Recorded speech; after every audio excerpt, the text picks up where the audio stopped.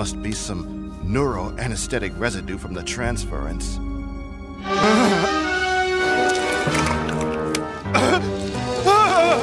Yeesh.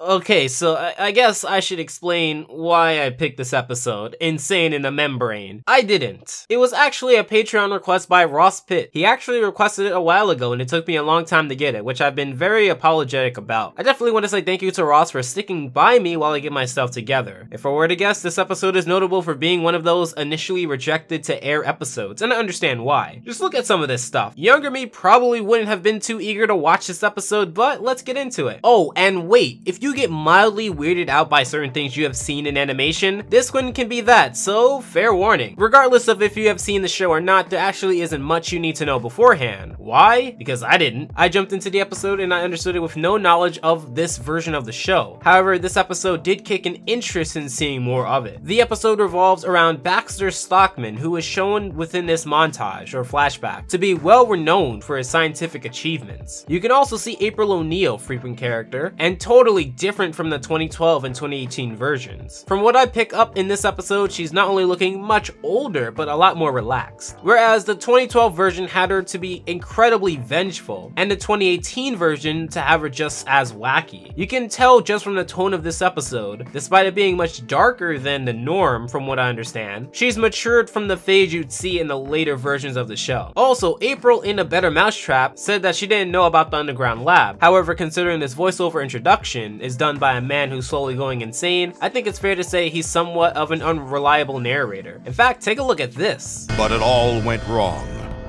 Horribly, horribly wrong. My genius fell under the control of cruel-minded brutes. I finally know who is truly responsible for my downfall. And now, with my new body, I will have my revenge! But he doesn't tell us what the scheme is. Very disingenuous, you, but he does have a point. Considering that Shredder and his partner Hun would shred his body limb from limb, which isn't even the most disturbing part. He wouldn't have sworn vengeance on April because of this. So since I talk about the 2012 and 2018 intros, I suppose I should talk about the 2003 intro as well. It's very 2003. I suppose for action shows, this one does the trick, and out of all the three, it has the best action that goes on within the intro, but that song really doesn't do it for me. There's just something about that 2012 version, and I don't think it will be recaptured anytime soon. So we get the turtles practicing by fighting mutant toads. They're so toxic that you can't even touch them, which is why we see them using these giant metal tongs. Honestly, as an opener, I think it's pretty neat to see, but story-wise, it didn't have too much to do with anything, and it kind of seemed more like an obligatory appearance. If anything, we nearly get to see Donatello get run over by a train, which isn't even the most disturbing part. We get Stockman, or I guess Spider Stockman, don't worry about it, he rarely stays in this form anyway, basically talking about switching into a human body again, to get his revenge on those who have wronged him. Obviously, because this is literally one other person in the room that isn't him, Agent Bishop, this guy here, he ends up disagreeing with what Spider Stockman is spouting. Stockman does have a very arrogant streak, and it's not only because he believes his last scheme going wrong was irrelevant. If anything, it was inevitable, and it led into this experiment going well. You're living proof that my body transplant procedure works. Why should I have to wait for my new body? Why? Because your genetic miscalculations caused an outbreak in New York that's turned the city into a cesspool of mutations.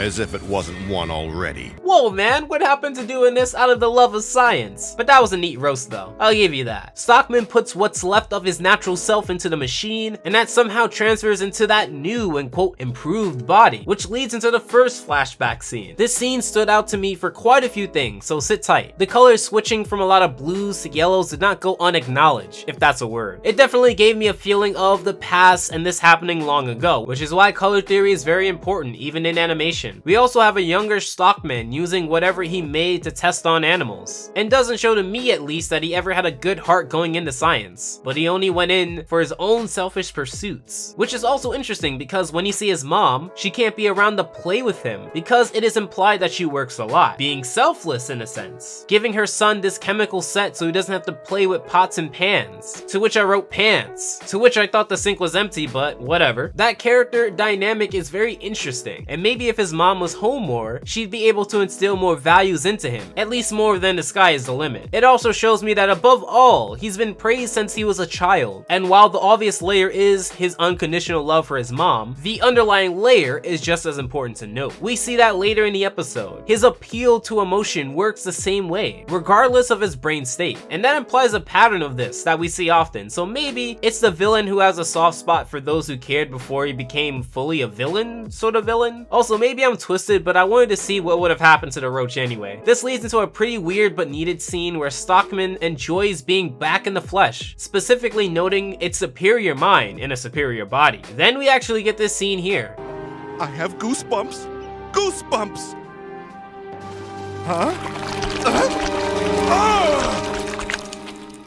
So as you see, his skin starts to, do that, which isn't even the most disturbing part. I couldn't imagine that part being the reason why network executives nixed the possibility of this episode airing with the rest. However, thinking of the perspective of real life, yeah, that fluctuating skin part would look absolutely disgusting in real life. So obviously, once getting this new chemically synthesized body, the first thing you want to do is eat a lot of food. This leads into a scene where we see the skin being unstable again, just at the forehead this time, which isn't even the most disturbing part, and I know what you're gonna say, but we're getting into that. But first, another flashback scene. After Stockman finds it prudent to run more tests, giving out keywords such as above normal, which is still abnormal, we get another flashback scene. The fact that his mother appears to be a common theme for what is going on suggests to be that he had a very sheltered life and closed himself off to many people, whether voluntary or involuntary. The color palette changes again to purple, which can provide an intimate feeling. It also shows me that Stockman lives in his lab to the point of insanity. But I don't want to leave you guys hanging for so long, so if you're tired of me saying which isn't even the most disturbing part, here you go.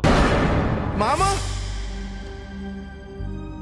Must be some neuroanesthetic residue from the transference. Now, to those of you who are saying, that isn't bad, get out of here. We're not talking to the folks that binge watch Live Leak and get their daily scarring off of random stuff on the internet. If you put this into the perspective of 2006, a finger breaking off, decomposing into its own mutated pool is disturbing. Within context, of course. Obviously, I know it's not a real finger. Now, is it the worst thing in the world? No. But we should be fairly reasonable with how far we push, and now it's pretty far for 2006. Now, with that being said, here is a reason to what happened and why it did not air in 2006, but rather 2015. This is a quote. The final edited and mixed version of the notorious Insane in the Membrane was deemed unsuitable by Fox broadcast standards and practices. Apparently, in between the time the episode was written, storyboarded, animated, and edited, and the time that the show was mixed for air, there was a change of personnel in the Fox BS&P offices, and no one involved in the original approvals was still employed at Fox. Upon seeing the episode, they were said to be horrified and that there was no way they can air the episode. I'm not sure I disagree with them. Had there been BS&P comments earlier in the process, we certainly would have handled the show differently. But it was approved at every stage. We went full steam ahead. In the end, I was told it was bad judgment on my part, so there you have it. I believe this episode will eventually be available, but plans have not been finalized. Stockman goes off on how stupid he was for not looking for the signs or listening to Bishop, but check this. Before them, it was her. I trusted her, and she betrayed me. She brought in those turtles and ruined everything.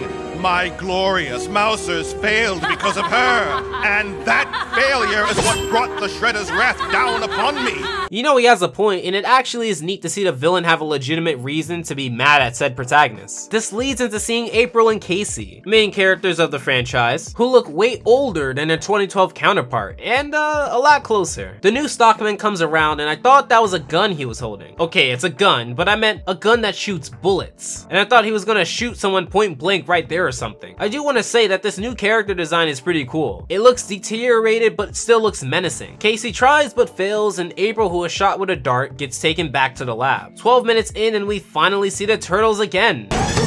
multifunction side panels, concussion blasters, which, as you can hear, works perfectly.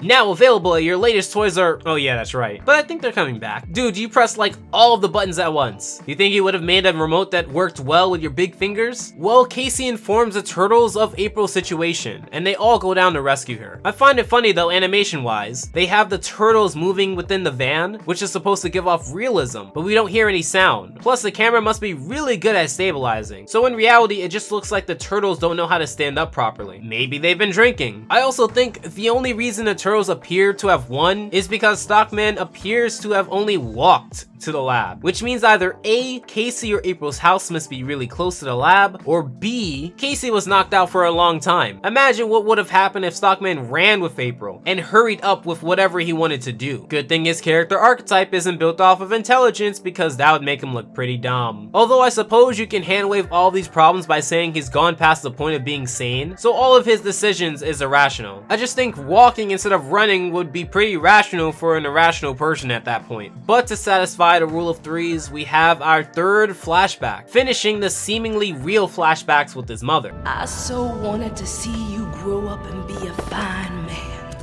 I did. Remember, the sky's the limit for you, boy. I love you, Baxter. No, Mama. Don't leave me. Mama.